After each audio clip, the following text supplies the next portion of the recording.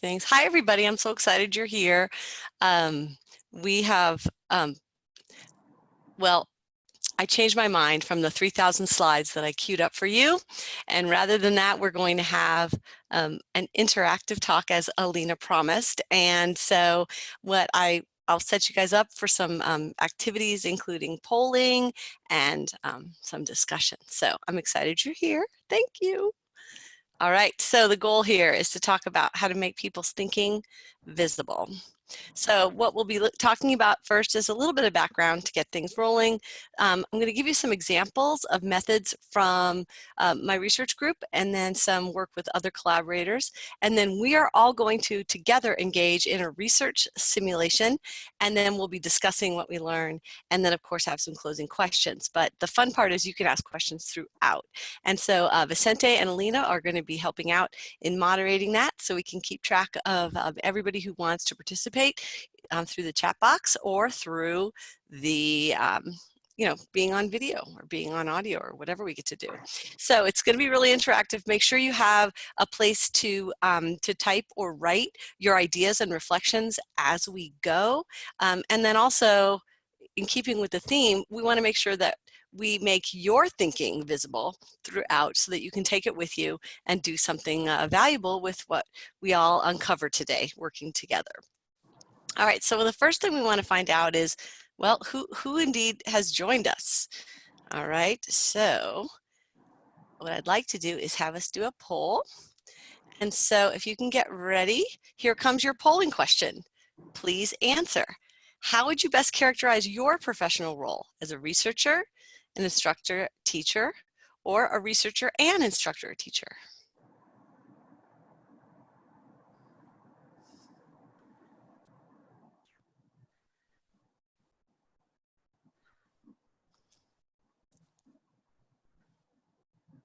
Okay, I'll give you another couple seconds there to enter your answer.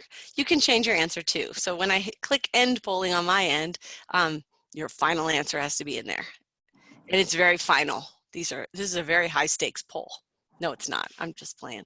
All right, so let's see. We've heard from most of our people. So let's go ahead and share the results with everybody.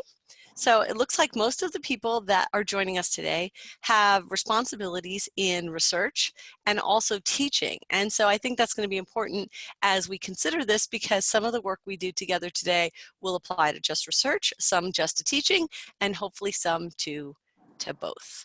All right, so let us have another question to find out more about who is joining us today. Can you tell us where you live? We're hoping that we attracted folks from all over the place to join us. This is the first time I've done anything that's worldwide. It's kind of like Pitbull, but not as musical. All right, we've heard from most people, but not everybody. People are putting in their locations. That's exciting.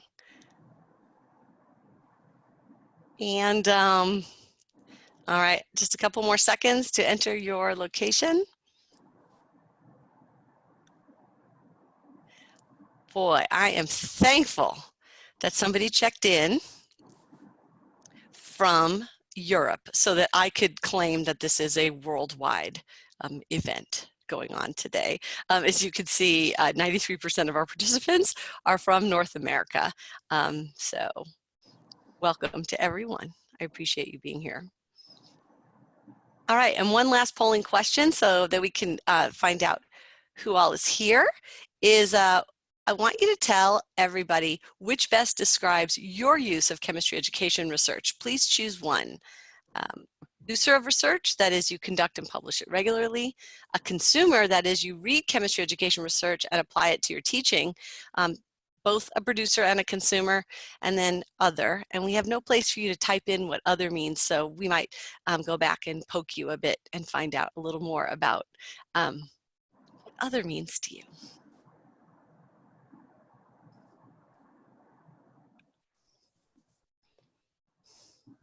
All right, couple more seconds. Let's get your answers in.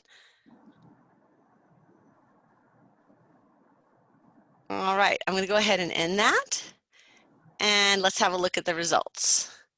So going back to that early result about teacher and researcher, it doesn't surprise me that we have most of our folks, 50% are both producers and consumers of CER, but then we also have people who just do one or the other. Again, really thinking about that in hopes that we can make all of the work together today relevant to all the participants on the webinar. All right, so let's go back to our slides here. And today I'm going to be talking about elicitation techniques, specifically participant tasks. And this has been nicely synthesized by a paper in Theory and Research in Social Education. And they characterize elicitation techniques, participant tasks specifically, as using visual, verbal, or written stimuli to encourage people to talk about their ideas. And there's some advantages to this. Some key advantages are related to it's helpful for sensitive issues, but for us, it uncovers tacit knowledge, which is a big challenge in our research field. It helps to improve rapport because it reduces that sometimes damaging power dynamic between the researcher and the participant, and also enhances elaboration, which, you know, we want to dig deeper and know more. This particular paper organizes the task categories 3 ways: arranging stimulus materials, constructing materials in response to stimuli, and then explaining. And so you can kind of think about that framework as I share some examples later from the Yezierski group and some work with other colleagues, so that you can see these are kind of alive and well in the work that I've chosen today. Now, frequently in chemistry education research, we think about how does our research apply to practice? That is, how can we make sure that what we learn about chemistry teaching and learning could actually improve student learning outcomes, improve teaching?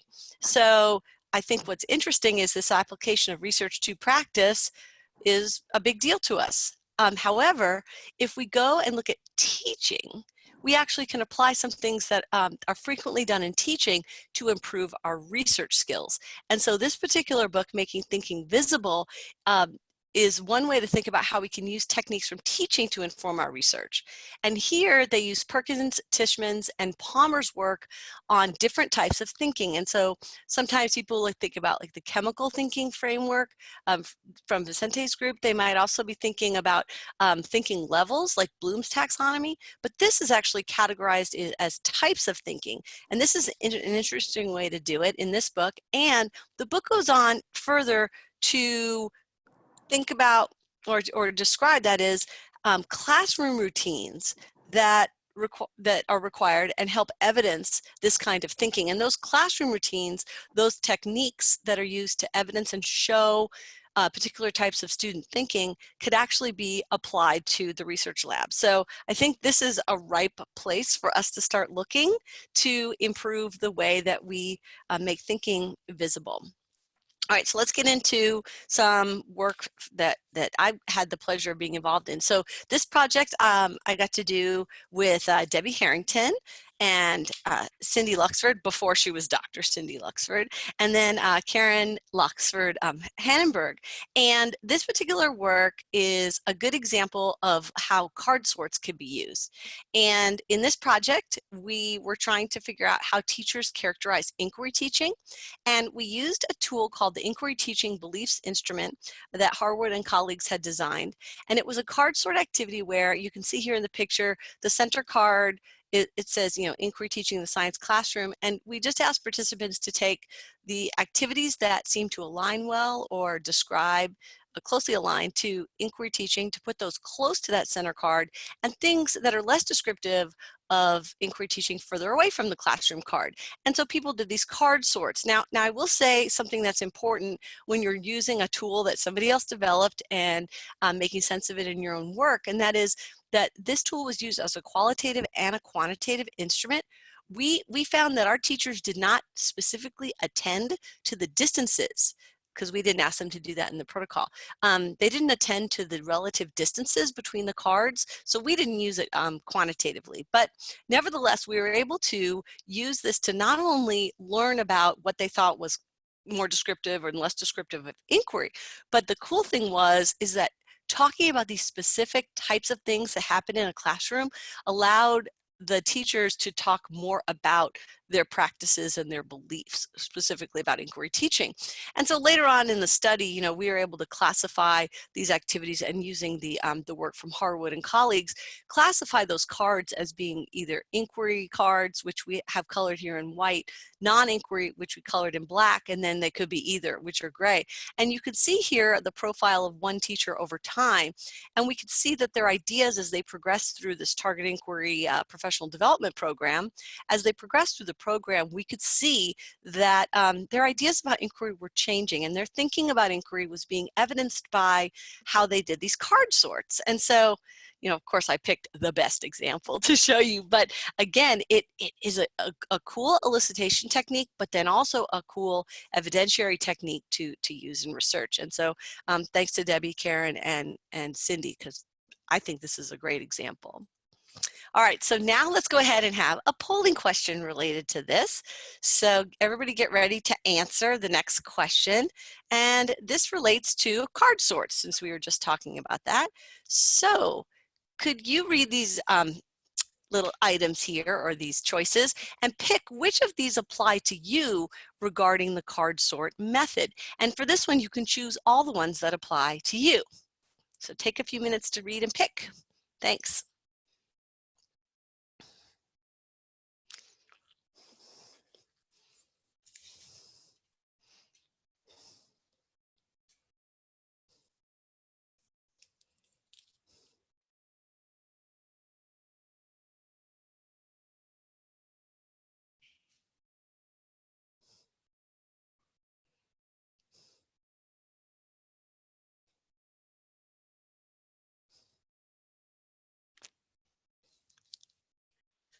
All right, I think we've heard from most everybody, although it's difficult for me to tell because I know you can pick more than one answer. So we'll give you another couple seconds to read these and enter your answer.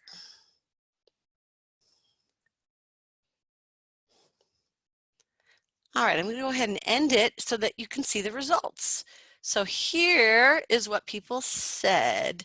A lot of people haven't used it, but would like to try it. So that's cool. I was very convincing, right? And then some people have said they've used it in their teaching, which is really interesting. And this is a great way to ask students to categorize things and characterize things. And we have, let's see, 4 people said they've used it in research to uncover participants' thinking. So awesome. Thanks for that. All right, let's go back and please take a few moments, if you would, to reflect. What are some of the benefits and limitations of this method as they pertain to your research and your teaching? And I'll give you a couple of minutes to write some things down so that you have a nice record of the thinking that you did during the webinar.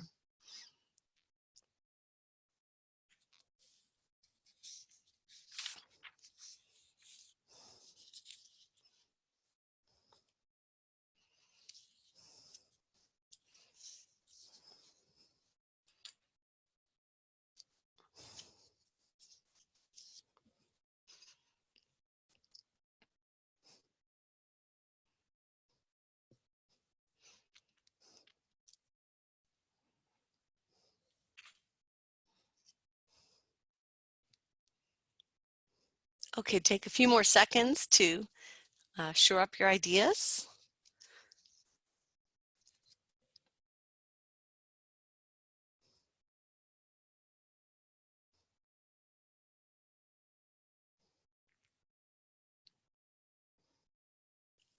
All right. Okay, so let's go and have a look at another example. So I like to call this twists on the typical survey, and proud to report that the Harshman group is on the webinar today. So hi, Jordan, and all of the researchers out there at Auburn. So this work was focused on making survey research a little bit more interesting.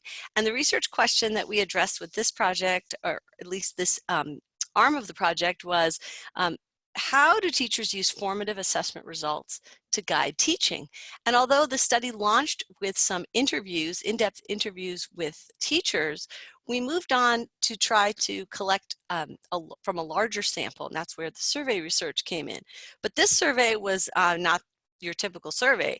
This survey on formative assessment beliefs and practices had adaptive and chemistry-specific scenarios that required teachers to design and interpret responses to formative assessments as they would in their classroom. So in some ways, we used what we learned from the interviews to kind of create little tasks that were being done in the survey work. And so adaptive kinds of testing has become very, very popular with things like the GRE, the SAT, and other kinds of like large tests. But adaptive surveys really haven't found their way too far into CER. I think that this is some of the earliest work with adaptive survey work in CER.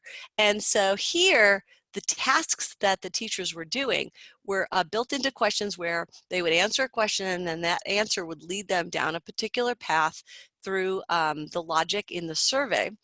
So if you could take a few minutes to think about that, and let's go ahead and do another polling question. Let's grab the polling question, sure. Come on. I'm going to try again.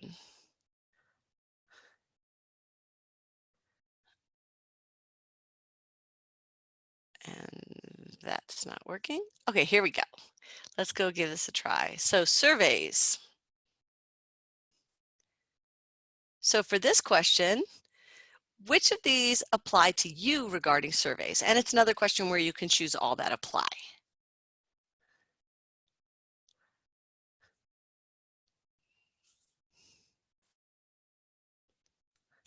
I'm seeing answers, so it's good, it's working. Yes.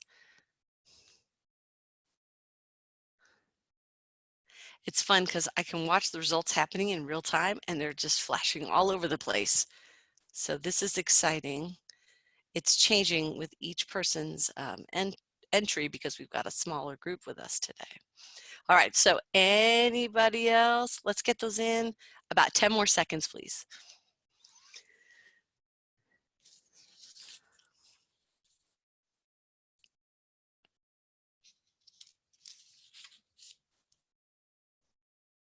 All right, so I'm going to go ahead and end the polling and show you what everybody has to say.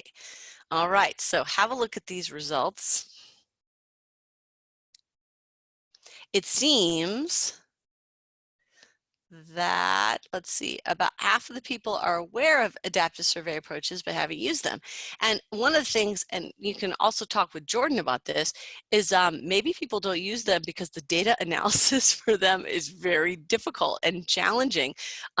But that doesn't mean it's not worth it, because we can uncover different kinds of things using an adaptive survey technique.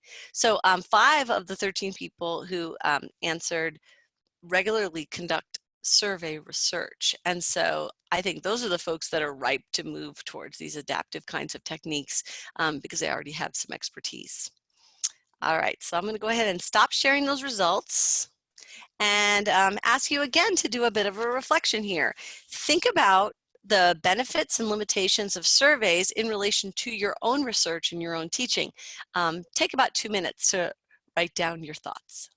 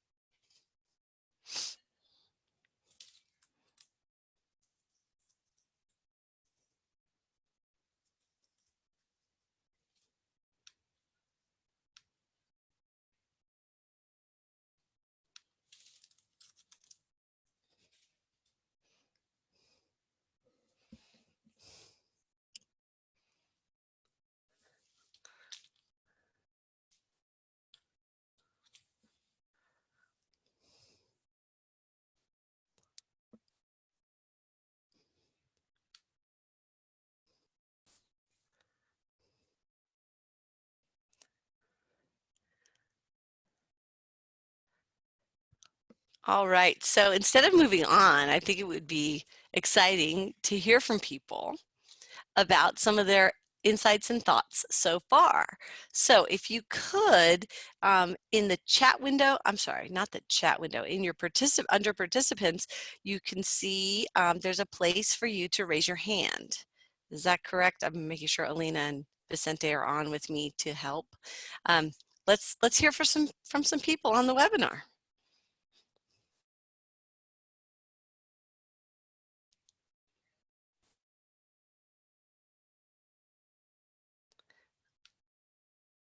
Okay, so Vicente and Alina, I'm not seeing any hands raised, but I think that's because I have something wrong with my view. Oh, there's a hand. Awesome. Okay, so we are going to now hear from a group called Miami CER. You guys can talk. And you're unmuted. Go for it.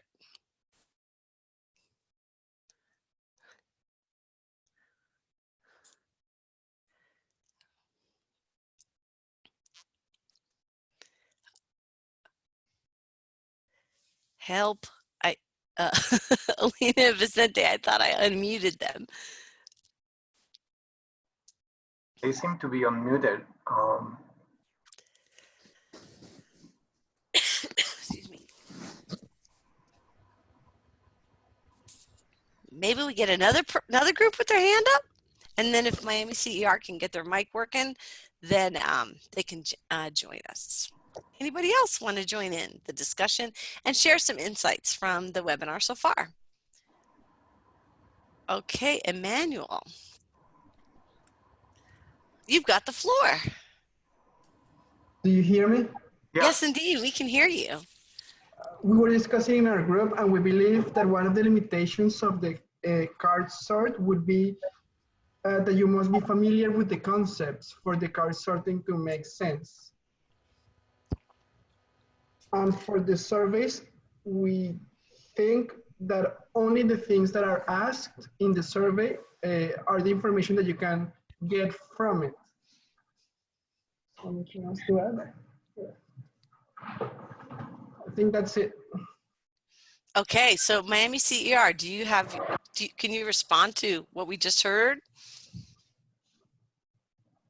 Or we still are not getting audio from them? Oh, there you are. We hear you now. What was the last little bit there? We were trying to get the microphone to work.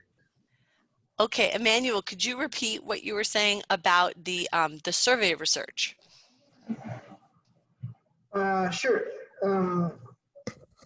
We can only get information that the researcher asked on the survey instead of like background strategies or something that the participant is thinking while solving a problem. We're from NC State, by the way, just awesome. Bring that up. Thank you, NC State. Yeah, we were agreeing, and one of the things that we said is with surveys, you get what you get. So you try and access the people that you can, and the survey, once it's done, it's done, and that's what you're going to get. Yeah, so I think that is one of the benefits of interviewing, because then you have that opportunity to follow up. Is that aligned with what NC State and Miami might be thinking? I guess, yes. Okay, great. So yeah. Let's go ahead. We're going to mute you, but we're not muting your ideas. We're just muting your voices right now. And so we're going to move on and talk about another bit of research here. So this is tied to interviews. So that was a purposeful transition there. Critiquing others' responses as a way to investigate outreach. And so this work I had the pleasure of doing with Dr. Justin Pratt. And our goal for this research was to learn more about the depth of understanding of chemical concepts that outreach participants have. And so the method here was that we were using just interviews. They were kind of, what would you call, like video conference interviews. We weren't interviewing people face to face. And Justin started out with a really awesome interview protocol, but unfortunately we had an epic elicitation fail. And what happened was, when Justin started doing the interviews and he would ask questions like, Oh, so you say you do the elephant toothpaste demonstration. Could you tell me about what reagents go into that? Or could you tell me more about how that works? And people would say things like, well, I don't know, or I don't remember, or I don't even remember. I did that a long time ago. And we basically didn't get anything. And so we had to come up with a better way to uncover their thinking about this. We knew that they had some prior knowledge and we knew they had some prior experience with it.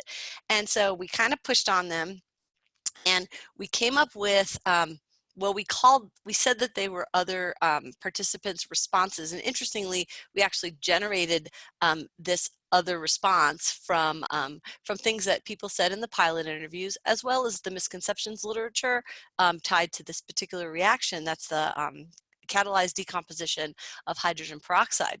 Anyway, so we wrote this explanation. And so I'd love for you to join in. And the goal here is to do exactly what our interview participants were asked to do, which is please read this and think about it line by line and spot the inaccurate chemistry content. So I'll give you some time to do that and then we'll see how you did.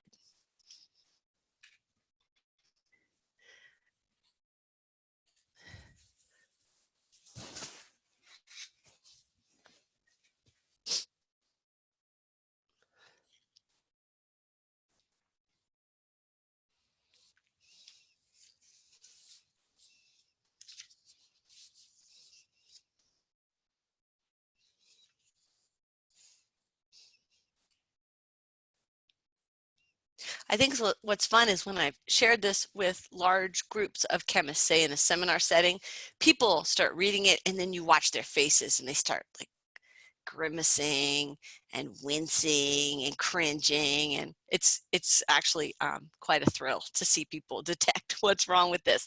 But I'm going to go ahead and light up in red the inaccurate things. So I'm sure that many of you here noticed that these were indeed inaccurate. And so in this particular study, we were able to better understand their chemistry content knowledge that's associated with this demo by having them critique these other people's responses to our question of, can you describe or explain what's going on in this particular chemical reaction? This was a really important methodological step for us. And we also used a novel kind of teleconference way of doing interviews. And so we published a paper on this in Chemistry Education Research and Practice. And so Justin's first author on this, and you can see elicitation, which is a really important topic as we think about making people's thinking visible. So we would love it if other people could benefit from what we learned about this method. So this notion of critiquing tasks, let's have a polling question about that and learn more about what our group knows. So here we go. Here's another polling question for you all. Which of these apply to you regarding interviews? And it's another choose all that apply. Do you use interviews as a way to uncover thinking? Have you experienced an epic fail with your interviews before? It would be depressing to know that Justin and I were the only ones. And then the third one, you typically need to iteratively refine your interview protocol or as a study proceeds. And then lastly, using tasks and interviews in addition to questioning techniques. So I'd love to hear from everybody, and then I'll share the results so that we can see the expertise we have on the call.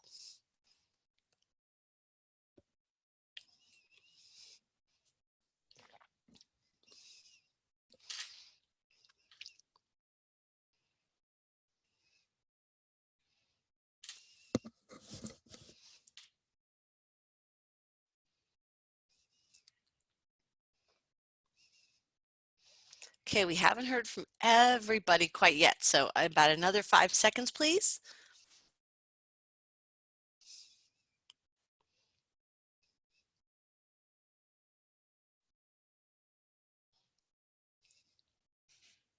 All right, I'm going to go ahead and end the polling. I haven't heard from everyone, but we got to keep to our schedule. Here are the results for you all to look at. So take a moment and take that in.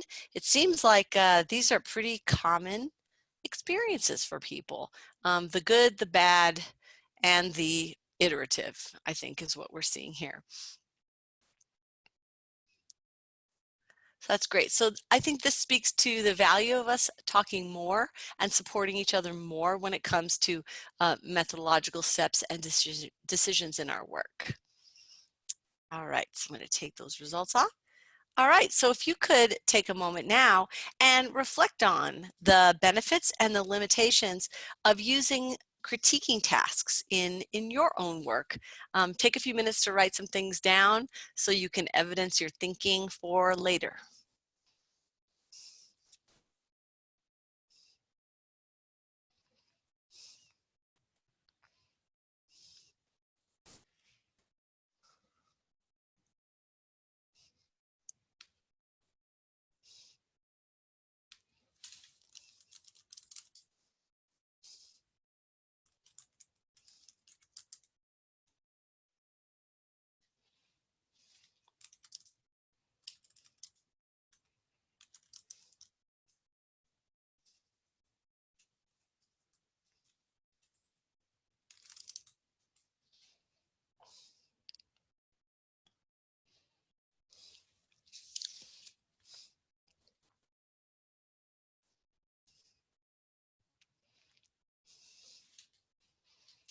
All right, thanks for taking a moment to reflect and try and process what we're talking about today.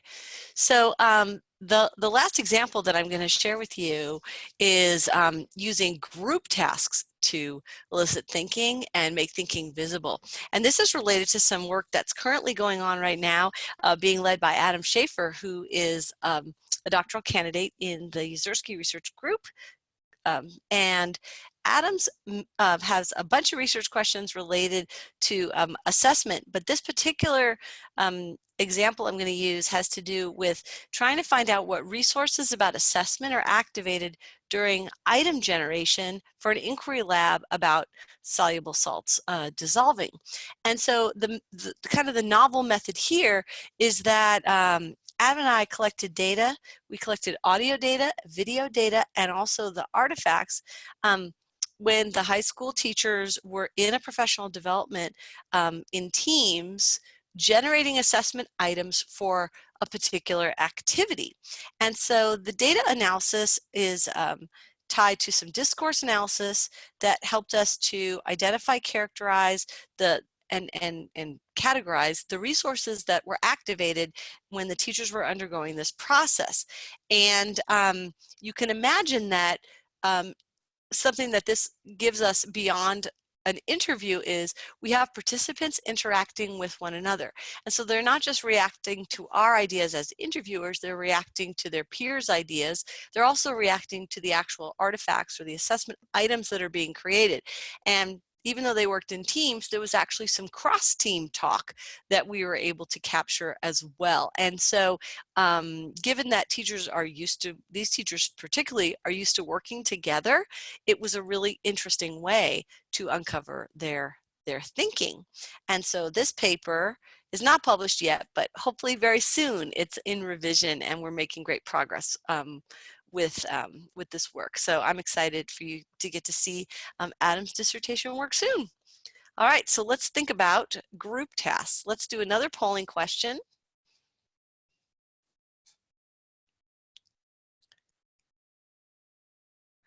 And this one's not as specific as the others, but I think it'll speak to some things that we just learned about Adam's project.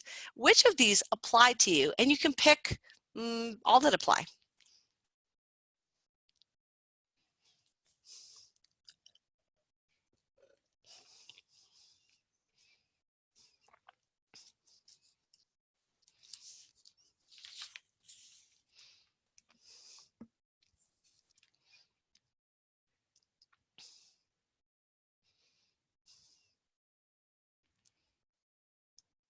Okay, we need about 5 more seconds to hear from all of our participants. Great, everybody's on the board. Fantastic. I'm going to go ahead and end polling now and show those results to you. All right, so we have a lot of people who are interested in discourse analysis.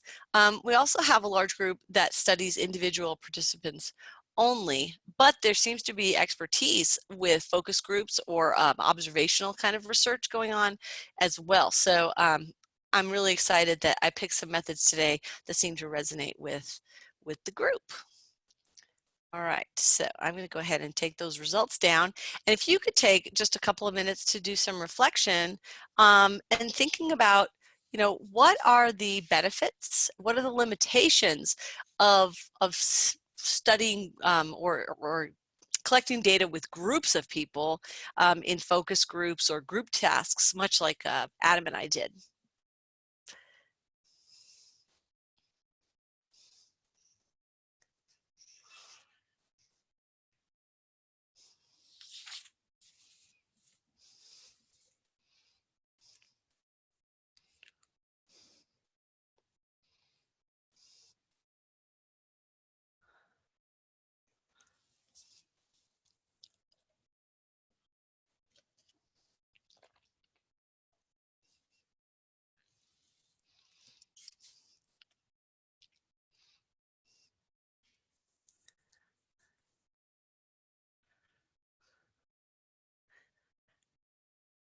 All right, I think it's time to hear from the group once again. So please use the raise your hand feature, and then Vicente or Alina or I will allow you to chat with the whole group. Any insights that you want to share, any learning, any evidence of your thinking, just throw those hands up. Okay, I see Emmanuel has his hand up. Fantastic. I want to call on you, but let's see if we can get somebody else involved in the discussion besides Emmanuel and Miami CER, who we heard from the last time.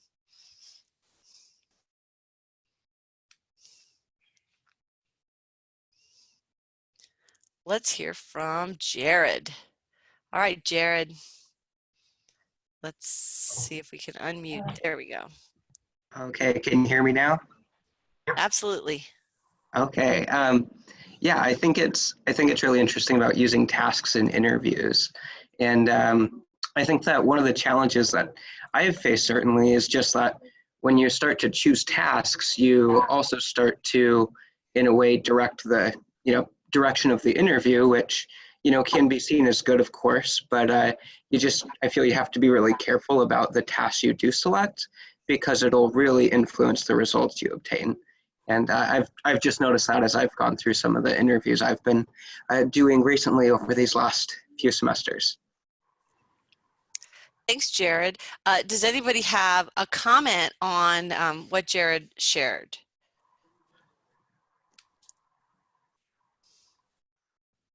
Can anybody shed some additional light on those task choices and how they affect the interview? I mean, I think everything we do in an interview affects what our data will be. So if people have additional insights about tasks, let's hear it.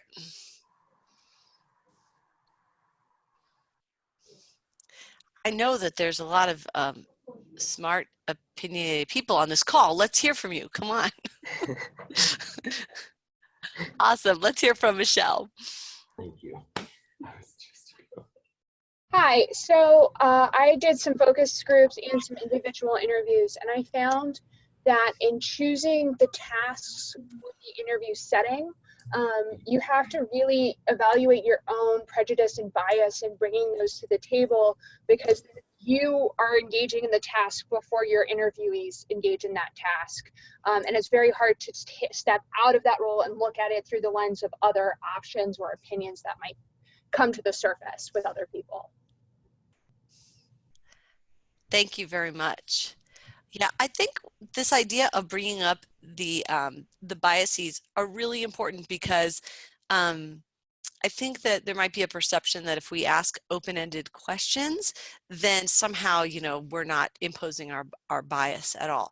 But keep in mind that the biggest, most open-ended questions don't typically lead to where we need to go, and we frequently ask follow-ups. And so I would just encourage all of us as a community to subject our follow-ups to as high of a level of scrutiny as Michelle is suggesting with the interview tasks. And then also tied back to Jared's. So thank you very much for sharing. I appreciate people getting in on the fun here. All right, so let us go back to the slides, and I want to just give you our little setup here. We're going to do look at some simulated research today. And this is, when I say simulated, I mean like it's not a real project. It's just an opportunity for us to chat. And our research question in the simulated research is, how do teachers' beliefs about chemistry content in the curriculum affect their instructional choices? And there's a specific interview question that you're going to see asked, and it is, what are the essential and early concepts for an acid-base unit? Our participant today, our simulated participant, is Karl.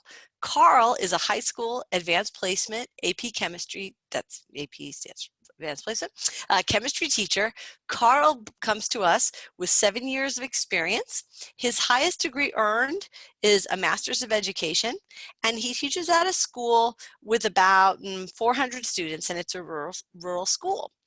Something that you should know about Karl is he frequently participates in professional development, and he collaborates with the fellow science teachers at his school. The data source that we're going to look at today is a very unstructured interview, and because we don't have, you know, a whole, I don't know, 2 years to spend together on a research project, it's going to be just the one question and have a very short interview. So once we see the video of Karl, I want you to join the discussion, and we've already had some success, thank goodness, with joining the discussion. But here are some ways that you can join. You can raise your hand in the chat window to speak to the group, as we have done before. You could also speak to the group by just entering a comment or a question in the chat window. Notice you can chat to all of our attendees or just the panelists. So just be mindful there of which thing in the pull down menu you chose. And then lastly, you could just enter a comment or question to Vicente, Alina, or to me, and just say you're clicking on the panelists. And the three of us are going to do our absolute best to address and redirect questions, given how much expertise we have out in our group today. All right, so I hope everybody's ready. We are going to all watch together Karl's interview. So as you're watching the interview, and this is why it's good to have that notepad handy, is you want to note some content and features in Karl's thinking that are made visible through the interview, and be prepared to report them out. And then we'll also be thinking about what are some of the things we could do to make Karl's thinking visible, because I think we're just going to see the tip of the iceberg here. All right, so I hope everybody's fired up to hear Karl. And the annoying high voice of the interviewer is me. I'm sorry. Here we go.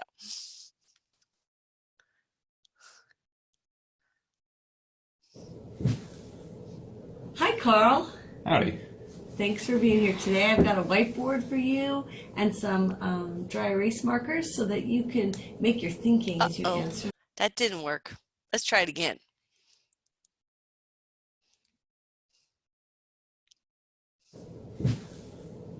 Hi, Karl. Howdy.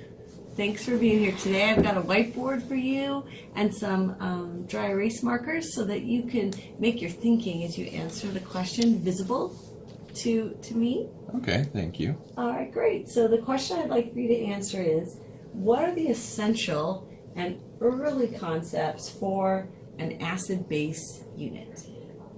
Do you mean like the prior knowledge that the students come in with, or the first things that I would cover in the unit? Yeah, I would like you to focus on the first things that you would cover in the unit, but if you're thinking about what prior knowledge the students are bringing, if you can make that thinking visible through your comments and your drawings, that would be helpful too. Okay.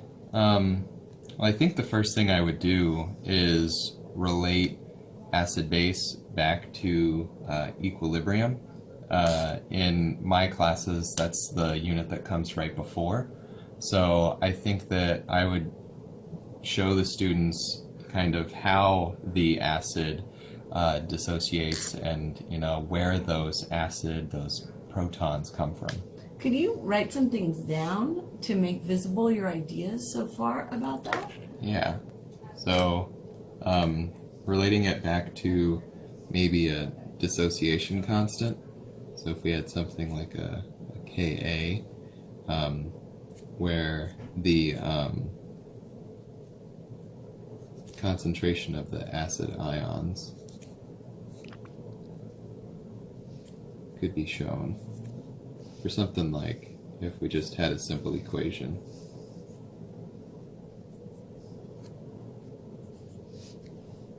Something like that. Okay. Could you go into a little more detail about the concepts that you would want the students to learn when you're using these formulas? I think that from here, we want to guide the students towards what is going to get the acid to actually dissociate and not stay in this form. And that would be things like bond strength and bond polarity. For example, if maybe having the students compare HF to something like HI and understanding how things like bond length and bond strength would contribute to the acid dissolving. Okay. Are there any other essential concepts that you would want to address early in the unit? Highlighting the bond polarity, so that way we could talk about oxyacids. So comparing something like NO2 that's going to be against like NO3, where since the hydrogen is bonded to the oxygen, the polarity of that bond is going to be much stronger, so that'll help the students see more what's going to cause the hydrogen to come off of its companion there. Okay, thanks. So the next interview that we'll do will be about what things are going on in your classroom as you teach this. So I look forward to talking again. Awesome, thank you. Okay, thank you. All right, so let's discuss this. Just want to remind you of the research question and then the question that was asked in the interview of Karl. So what are the essential and early concepts for an acid-base unit? And some like kind of scaffold or smaller questions to think about. Let's think about what content was made visible. So here's where the discussion begins.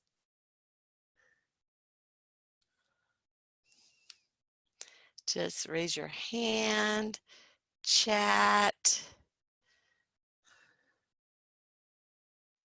Ellen, could you clarify what do you mean by what content was made visible? Sure. So I think what we could do is we could talk about chemistry content that was made visible, or we could talk about just curricular content. And I don't have a preference. It kind of depends on how people want to focus. And when I say curricular content, I mean ideas about curriculum, ideas about what should be taught versus actual chemistry content.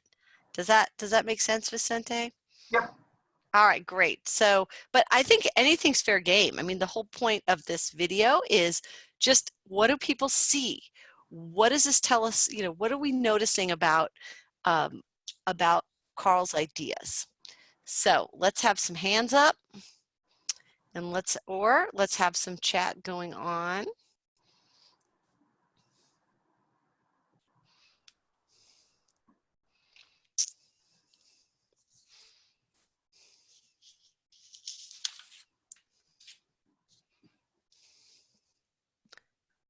All right. Oh, here we go. We have somebody. Let's hear from Lanisha. Hi, this is Lanisha from NC State as well. For the chemistry content, some of the things that I noticed visibly that he didn't mention, but are part of it, was concentration. And then one thing that he did mention, and I visually observed, was equilibrium, definitely through the arrows that he showed in the reaction. So something that you brought up that was really interesting is you were talking about what he didn't say. Yeah. So how do we feel about that as a research community? Is what people don't say, is that like an important part of the data, or should we just be focusing on what people do say? By the way, I don't know the answer, and that's why I'm asking. I think this is Lanisha still, especially when it comes to making things visible. And I feel like that's one of the useful things of having it be visible, is that you can bring in what they say and compare it to what perhaps was not said, but still shown, and talk about, I mean, some of the implications could be, how does what you're saying versus what you're showing actually lead to student success or explanations in the future? So I think it's important to consider them both. All right. Is anybody in agreement with that? Maybe we could do a quick raising of the hands if you agree with Lanisha's last point, that looking at what people say and what people don't say seem to both have value in drawing inferences about what they mean.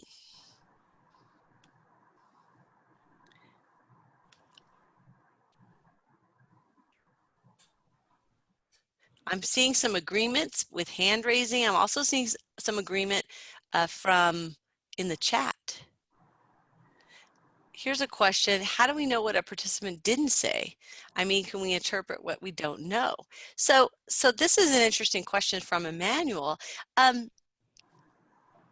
One thing that we didn't hear Karl say was anything about bases. We said acid-base unit, right?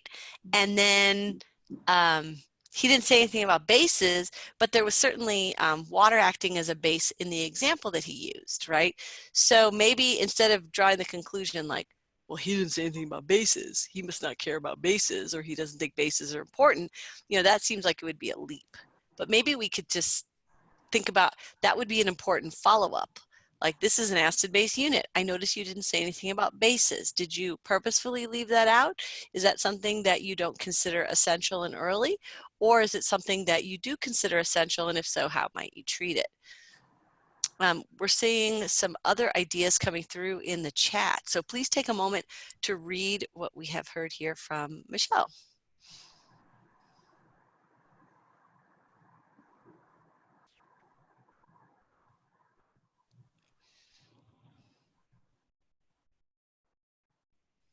Ellen, I have a question based on one of the comments. Jordan made a comment in the chat that says that it seems that the person that you interview was thinking of acid-base only from a perspective of dissociation. And, and I would agree with that. So imagine that you are doing the interview and you are hearing that, and then you realize that maybe, I mean, yeah, that there is this view, but you want to explore, or you don't, how do you make a decision quickly during an interview whether you want to explore that and bring an idea of, are they thinking about interactions with water, for example? How do you make the decision of whether you want to drive an interview in a certain direction or not? Right. I think that it comes back to the kind of the research, or sorry, the interview question that was asked. So the fact that the focus on dissociation that Jordan's group noted and that you also agreed with, I agree with too. And I think that by focusing on dissociation, you sort of exclude basic behavior, right? And so I guess I would just want to know in the interview, is that because he's going to do that next, or, you know, in his teaching, or is it because he doesn't value that in the curriculum and doesn't emphasize it as much? You know, so I think that if we say acid base in the question and we don't hear anything about bases, maybe we should ask. And if we really only cared about like what participants care about, then I guess, I don't know, maybe I would phrase that question differently. I don't know if that answers your question, Vicente. Yeah, do we have any other hands up? Like, let's hear from people. I mean, this is a core concept in our discipline. So I think people have a lot of ideas already. Where are those hands? I'm not seeing the little mittens popping up. That's not good. There's no icon for crickets either. So if everybody could jump in, that'd be awesome. Am I still? Okay, I wasn't sure if I was muted. Oh, do you want me to mute you, Lanisha? Yeah. Okay. Oh, you are now muted. Okay, I think it I got the crickets. So we're going to go on and ask another question. Let's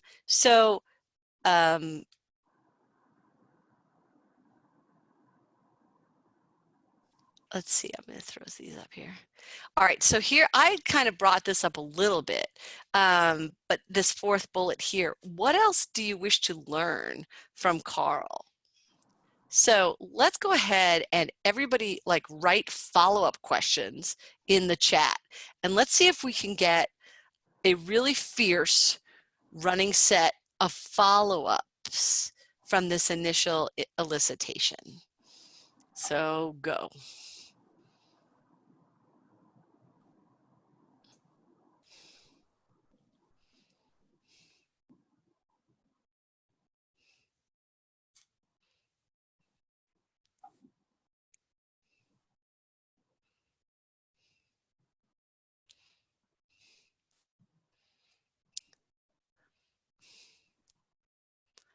All right, so this mad flurry of activity has manifested in 2 questions. So let's get it, people. We got to do this. All right. Can I say out loud something that surprised me? Sure. So while people are all generating their follow-up questions. Great. I was surprised that when you asked where to start, he went directly towards sort of symbolic representations of acid-base. And it wasn't until you pushed quite a few times that he went to actual molecular level sort of structural explanations for acid behavior. But then the way he was talking about it suggested that he did really care about those molecular level features. That surprised me. Right. I think that's really interesting because, when I had initially responded to Vicente when he said, what do you mean by content? The curricular ideas that Karl has could be classified in a lot of different ways. And one category could be the representations that Karl seems to value in chemistry, right? And I think your surprise pertains to that. And when we think about how to analyze these data through a chemistry lens, frequently the ideas about representations make it separate from physics or separate from biology or separate from, any other discipline because it is such a, central part, right, of chemical concepts, right? How do we represent them? So I think that would be a whole interesting line of questioning that could follow. Like, hey, Karl, I noticed you use symbols. Do you use any other representations to help students learn about this concept? Could be a follow-up. All right, let's see. How are we doing? Are we getting lots and lots of follow-up questions? So please, everybody, scroll through the chat so you can read these.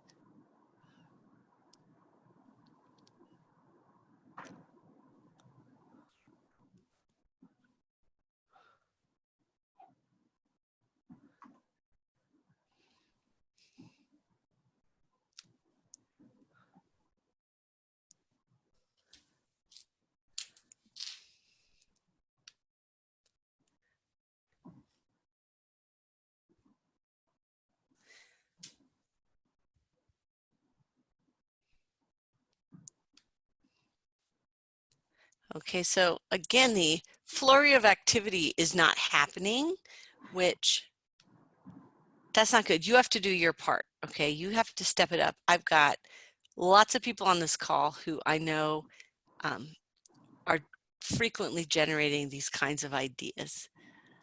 So let's do it.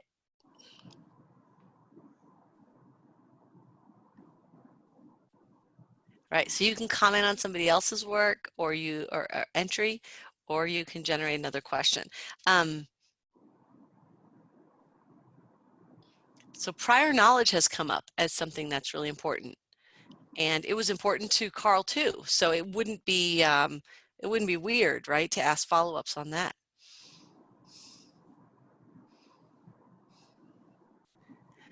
We have a follow-up from Lanisha using Karl's words, which I think is a really great technique when you're doing an interview, is to use people's words. And we have some assessment kinds of things tied to this as well, coming from Frida.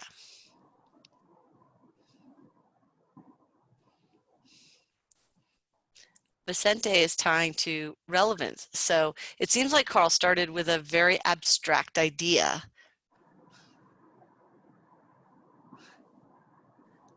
All right, so let's go ahead and try and take what we have done so far with the research simulation, and let's tie it back to the other ideas about making thinking visible through some alternative kinds of research techniques. So my question is, what else could we do to make his thinking visible? For example, rather than asking another question, right? What could we do to make Karl's thinking visible? So how else could we do that? And so what I'd like for you to do is just take a few minutes to brainstorm and then put your best storm into the chat, and then we can hear from some people about that. Now, they don't have to be associated with the methods that we talked about. We can bring in other methods that you know about or have used. So take a few moments to think about it, and let's see what we can get out of Karl.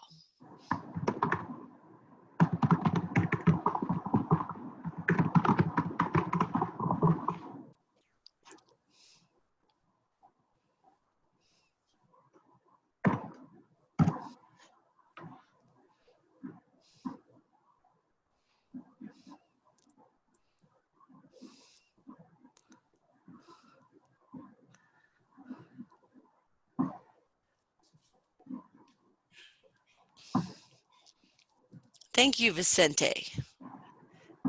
We already have one idea that is very spicy and good idea.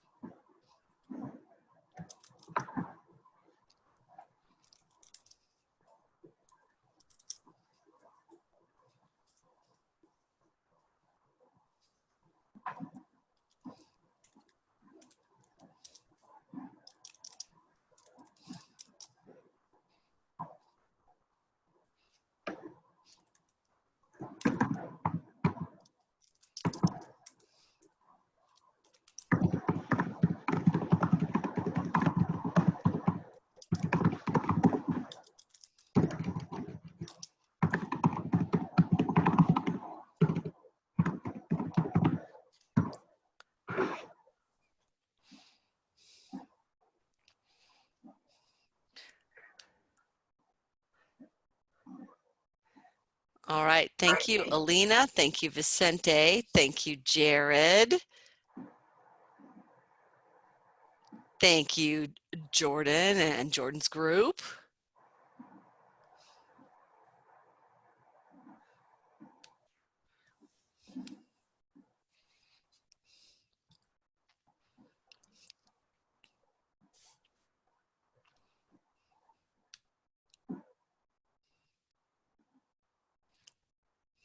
So the value of some of these techniques that that people are prescribing is that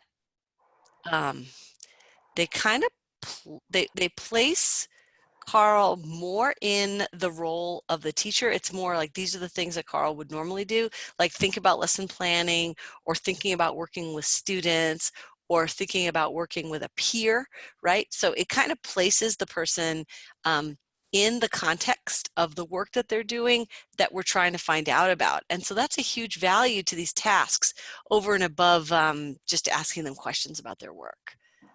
All right, and now we've heard from Sarah, we've heard from Lanisha. These are great.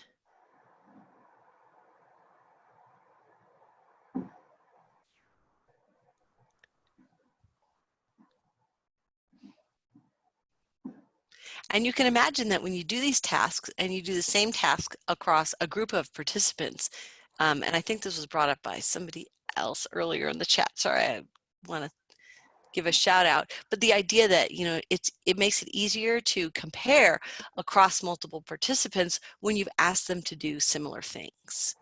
If you have, you know, 40 open-ended kinds of interviews, it makes it more difficult to do different kinds of comparative work.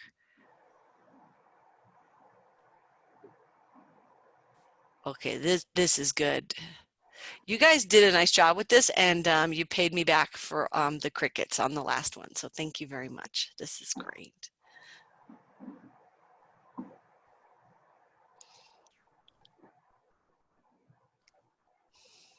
All right, so let's go ahead. Oh, we've got, so I just want to make sure I've read all these. Does anybody want to make any comments on some of the chat window appearances? If so, please take a second here and raise your hand. Don't have anything else from people in terms of oral comments or oral remarks, we'll just go ahead and move on to our next thing. But I just wanted to give everybody a chance to interact in a different way. And I am looking for hands, and I see no hands. Okay, look, Ma, no hands. All right, so let's go ahead and try and zoom out a bit from our work in talking about specific research methods and making Karl's thinking visible. Let's go ahead and kind of think about influencing and improving CER.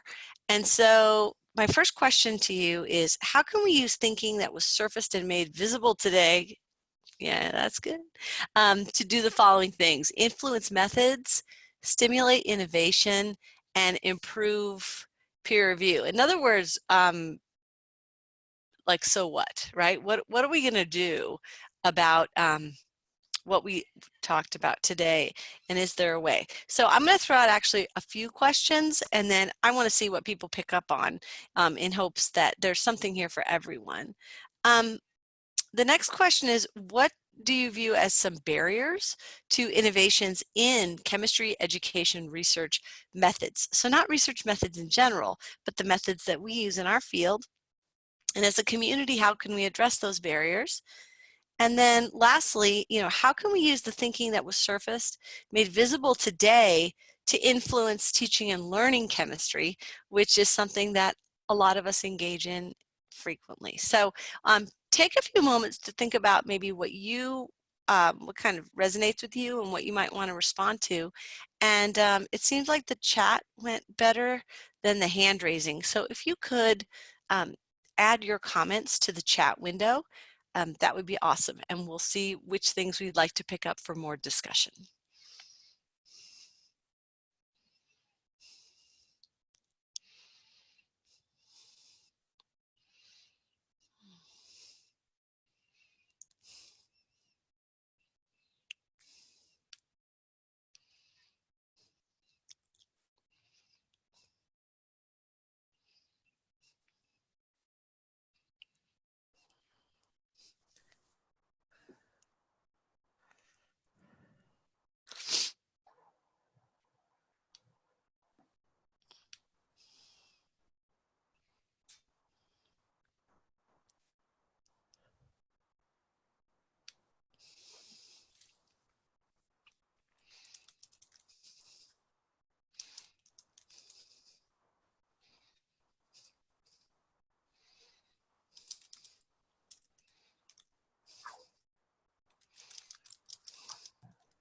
Ellen, I think I would like to start with kind of a comment on your question number 2. Great. So the barriers, I think that in general, there are not many opportunities for having conversations among researchers about methods. So typically conversations, if there are conversations, are more about findings and results, but not necessarily about methodology. And there is also a barrier that has to do with being scared of criticizing other people's approaches, for example. So I think that I don't think that that is just a problem of our community, but in general, our communities are not very used to engage in kind of productive critiquing. Right.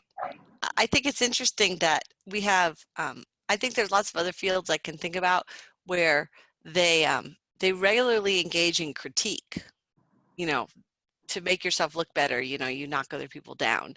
And that's kind of the opposite extreme to what maybe we face, which is, oh, everything's great. We love everything. You know, everything has a place here, when maybe it shouldn't, right? Maybe there's some work that might not be good enough. I know that I already sound mean, right? And harsh. Yeah, but I'm not quite sure that what I would say is that I don't want to criticize other people's work, but I would like to have the opportunity to talk about methods or not, and to have discussions, open and honest discussions about my concerns about when I'm doing my research, of sometimes not knowing what is the best method to use, or how, or if the modifications that I do to a methodology are going to be sound and productive. So there is not a lot of opportunities to actually enrich your thinking by interacting with other researchers. There is a comment that the beavers is very isolated, and it's true. No, I mean, what we do in chemistry education research is not necessarily interacting with biology, etc. But even within our community, there is not a lot of interaction in terms of researchers engaging. And by researchers, I do not mean only established researchers, graduate students, anyone that is actually. So what do you think some of the barriers to engagement are, or what do you think are the forums that we're not taking advantage of to have those kinds of discussions? Because clearly we need those to advance our field.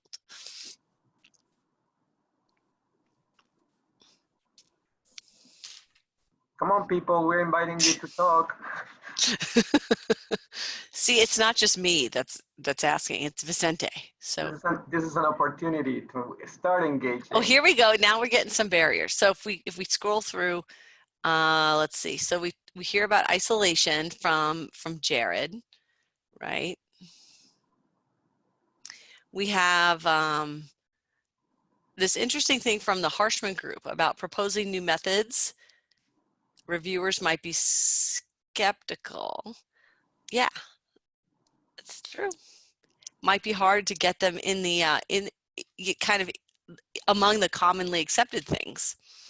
And then we're hearing from also Lanisha.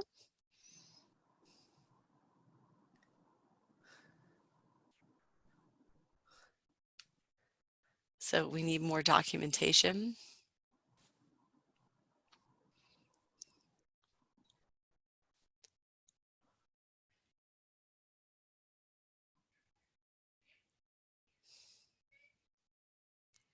Okay, we're talking about some of the challenges of studying humans, I think embedded in what Sarah H. has shared with us.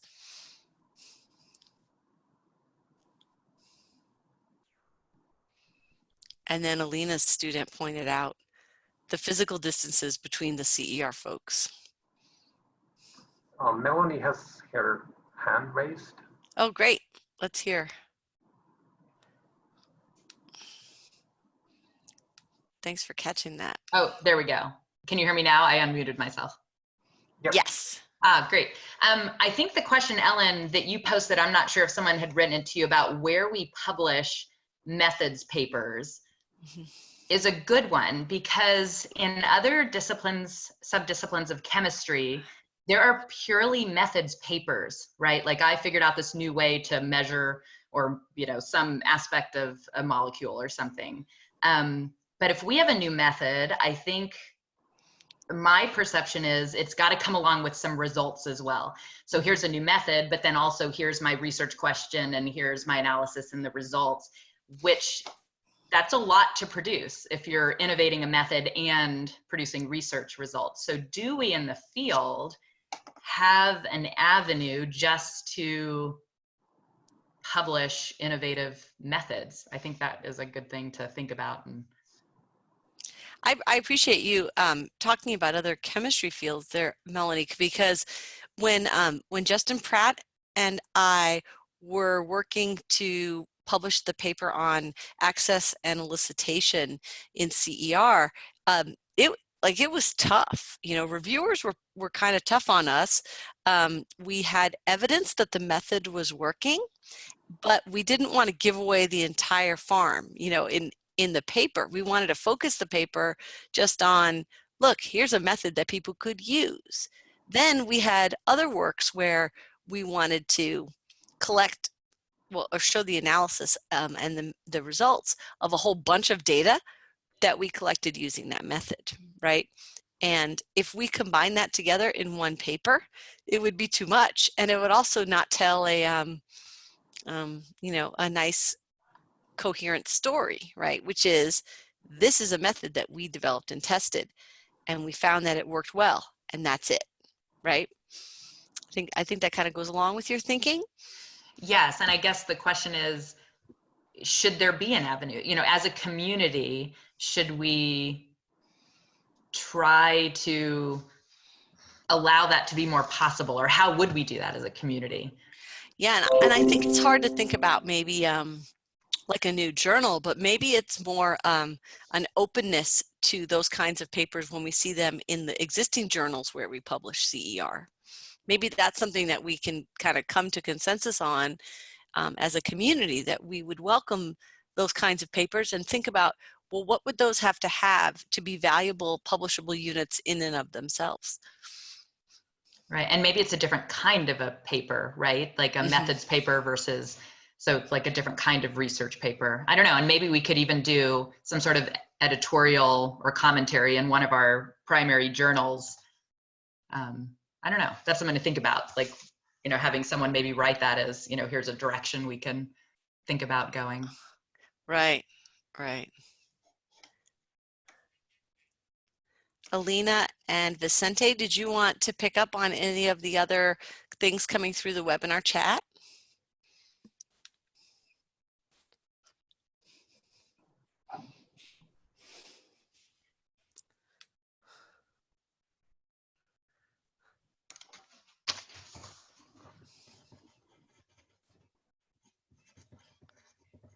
I'm seeing maybe a bit of a theme on just the time-intensive nature of our data collection. And that sort of like limits the scope of things we can try and test and, I don't know, adventure with.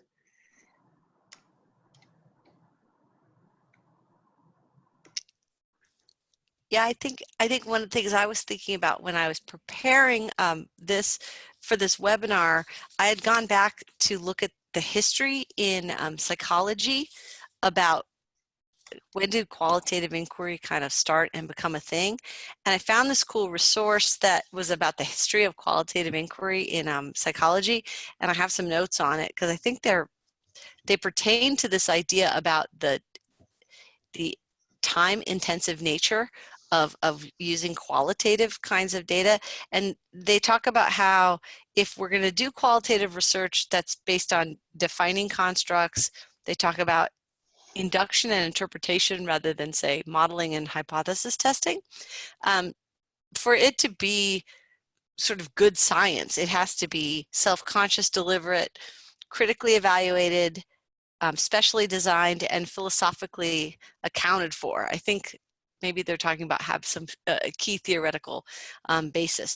But the thing that I'm picking up on is like critically evaluated. Maybe this is where our standards for peer review can ebb and flow. And it's not so simple like low standards or high standards, but kind of like, what do we as a field really expect in work that's going to advance it? You know, we don't have, going back to Vicente's point, we don't have conversations about methods, but we also don't have conversations, maybe enough conversations about what should we be caring about in our field, and then what are the standards that we're going to use when we're evaluating each other's work. I think I'm all over the place now, but it does have to do with this notion of community and what the community needs and expects. That's a tough conversation to have.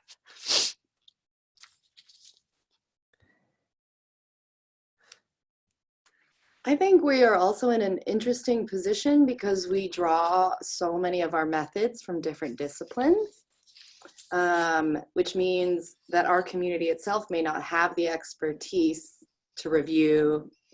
As we keep kind of bringing in these innovative methods, where is the expertise that will do that sort of critical review? Right. It's almost like we depend on our peers to likewise be adding to their toolbox of methods and of analysis techniques. At the same time, we have to be conscious of the fact that when we borrow a method from a field, like if we borrow something from, say, psychology, okay, you know, we have to stop and think, well, what is the purpose of that method in psychology, and how is psychology different from CER? Like, we're not trying to diagnose like an illness, you know, yet we'll borrow a technique that's used to define constructs around an illness, you know, that kind of thing. So we kind of have to get at what the nature of these methods are and the nature of the disciplines that they come from. And maybe that little deeper dive can help us generate our own stuff that's truly uniquely in CER. All right, so let's go ahead and see if we're running out of time. I appreciate everyone engaging today. We've got a few minutes left. Is there anybody that wants to throw out either a question that, well, that could have an answer, or maybe a question just to get people thinking? We'd be happy to entertain those now. And if you want to raise your hand and do that orally, or you could go ahead and type it into the chat and we'll turn everybody's attention toward it. Any closing questions?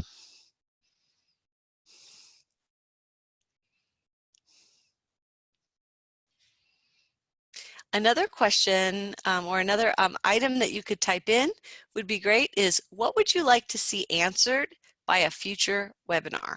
So Vicente and Alina are hard at work planning those, and your input would be very beneficial. So what is a topic or a question that you would like to see addressed in a future webinar? Why don't you take a moment to type that into the chat window? And you can type that specifically just to the panelists if you'd like, or you can type that to all of the attendees. That's up to you.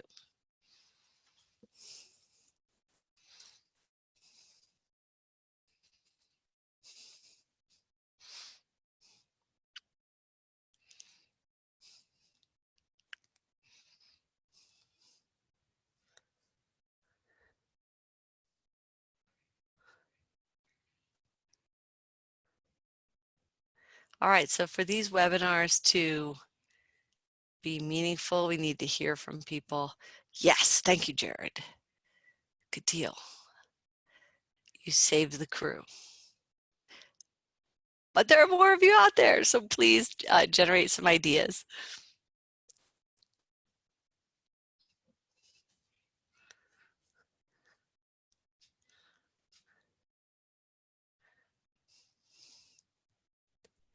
In answering Vicente's question about having a place to discuss methods, these webinars could become a place to do that. So maybe there are other types of methods besides the ones I discussed today, or effective survey design as suggested by Jared, that people are interested in and would want to see a webinar on. So just type away. Here we go. We're getting some ideas now from still Jared. Thank you, Jared.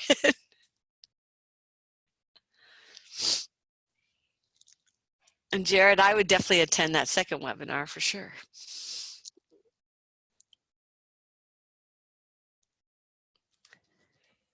All right, we should be mindful of everybody's time. I know how busy everyone is.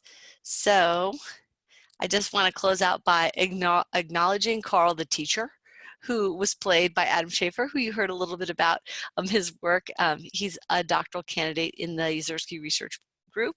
I also want to thank the featured research collaborators. Besides Adam, Dr. Justin Pratt, Dr. Jordan Harshman, Dr. Deborah Harrington, Dr. Cynthia Luxford, and Karen Luxford Hannenberg. I want to thank the organizers, Vicente and Alina. Really appreciate you inviting me. And I likewise appreciate the interactive challenge when you threw down that gauntlet. Thank you for doing that. I think it's really great the way you stretched me. I really appreciate it. I also want to thank the Brett's Research Group here at Miami. We collaborate with the Brett's Research Group a whole bunch, and it adds to all of our development as researchers. And then the NSF grant that supported the original Target Inquiry project. Here's a current picture of the Yezierski Research Group. What a great looking group of researchers, right? Anyway, I thank you for your time today, and I especially thank you for bringing not just your computer cameras and such, but also your ideas and your insights in adding to the work today.